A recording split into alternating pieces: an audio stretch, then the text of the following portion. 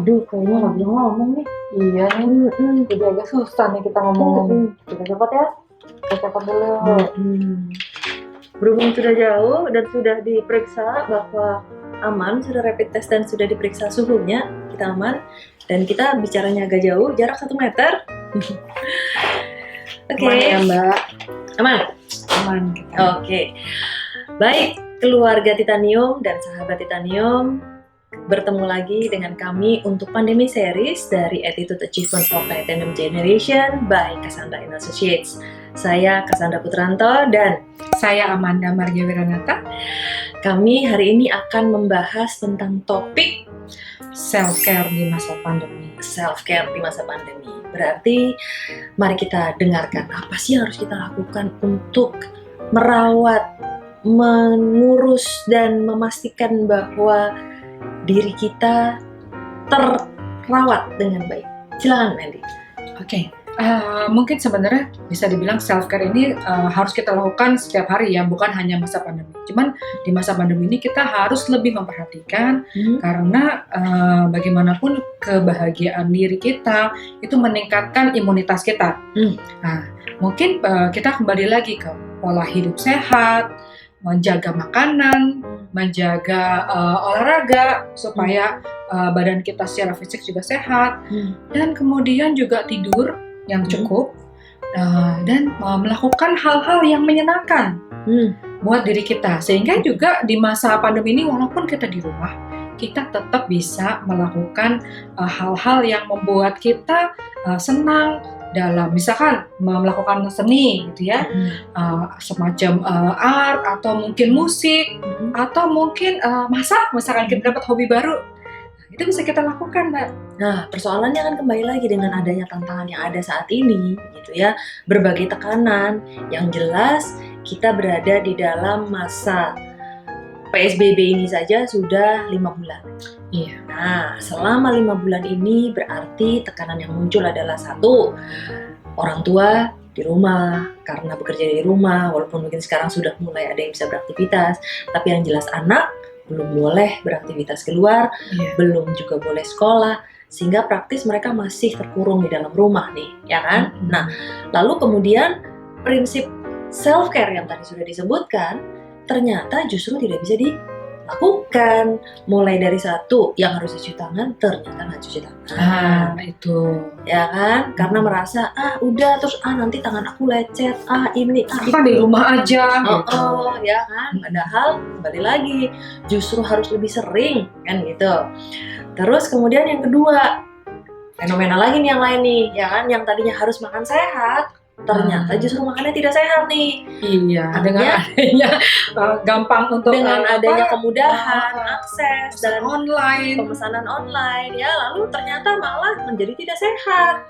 Ya, ada yang menjadi banyak gula, banyak processed food, banyak hal-hal yang ya kemudian belum jumlahnya, jadi dari sisi kuantitas dan kualitas gitu. Karena justru keenakan nih gitu. Belum ditambah lagi ketiga, ketika yang harusnya disuruh bergerak ternyata nggak bergerak. Nah, itu juga. Jadi membatasi, malah dianggapnya membatasi. Oh kan nggak bisa keluar, oh kan nggak bisa ke gym.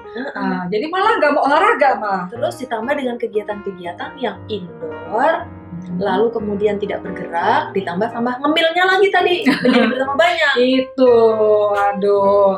Jadi makin berat deh badannya karena udah nggak bergerak, tambah makan deh. Terus kemudian yang berikutnya lagi, yang harusnya tadi istirahat cukup gitu kan, ternyata justru nggak istirahat cukup karena merasa besok itu kan sekolahnya atau kerjanya kan siang gitu ya, kan bisa work from home. Kalau biasanya sekolah biasanya jam 5, setengah 6 udah bangun, ini enggak, dipepetin waktunya ya kan. Terus kemudian tidurnya lebih malam, tidur menjadi lebih malam. Dan juga kalau masa pandemi ini work from home itu malah tugasnya lebih banyak, Mbak. Nah, lebih panjang, lebih panjang, pekerjaan lebih panjang, kemudian bebannya juga lebih besar. Terus ditambah akhirnya perlu istirahat, perlu entertainment, ternyata malam-malam masih malah sampai jam 1:30 pagi. Sampai jam 1:30 pagi. Drakor kita. Apalagi nungguin episode-episode dan berikutnya. Terus udah gitu, nah ini yang paling akhir, yang paling penting. Jadi bertentangan dengan prinsip self care yang tadi disebutkan, justru ternyata akhirnya orang malah tambah stres, orang tambah tertekan karena ketemu di rumah yang 4L, lu lagi. Lalu kemudian ternyata ya ada masalah-masalah, baik konflik, kecemasan, depresi, bahkan adiksi. Adiksi, benar. Kita adiksi bisa macam-macam ya Mbak ya, bukan hanya soal narkoba, tetapi juga akhirnya jadi gula juga. Kita semakin sering minum gula atau makan gula, dan itu juga membuat kita jadi makin stres sebenarnya dengan konsumsi gula yang semakin tinggi. Adiksi gadget, adiksi belanja. Iya, mau makin lebih sering karena kita nggak bisa keluar, kesempatan kita lihat-lihat online. Berarti lalu kemudian ditambah lagi dengan tadi konflik ya. Konflik berarti akhirnya justru jadi ada eskalasi emosi, ada ledakan emosi yang tadi kalau disampaikan oleh Amanda bahwa harusnya idealnya 1, 2, 3, 4, 5 ditambah dengan kebersamaan bersama keluarga. Harusnya menjadi quality time ya Mbak. Menjadi quality time. Akhirnya jadi malah menjadi disaster time. Malah disaster time. Malah jadi konflik. Dengan demikian apa yang harus kita lakukan? Untuk itu kita perlu menjaga komunikasi juga Mbak. Supaya kita sama-sama saling memahami. Yang tadinya kita biasa keluar rumah, kita jarang ketemu sama anak. Nah kali ini nih meluangkan waktu bersama-sama, masak sama-sama misalkan, atau waktu kemarin tuh aku ini loh Mbak, kita bikin art sama-sama, satu keluarga. Itu kita coba aja meditasi sama-sama dan melakukan kegiatan yang sama-sama menyenangkan buat semua dan saling mempererat hubungan antar keluarga. Oke, yang jelas itu tadi kan harus ada caranya, lalu kemudian solusinya. Nah sekarang apabila ternyata yang tadi disampaikan secara ideal, lalu kemudian juga solusinya tetap tidak bisa dilakukan, bahkan kemudian malah memicu perselisihan baru. Misalnya ternyata ketika anaknya diminta keluar rumah untuk bikin art, atau mungkin berjemur, atau mungkin diajak ke dapur untuk masak, ternyata anaknya marah.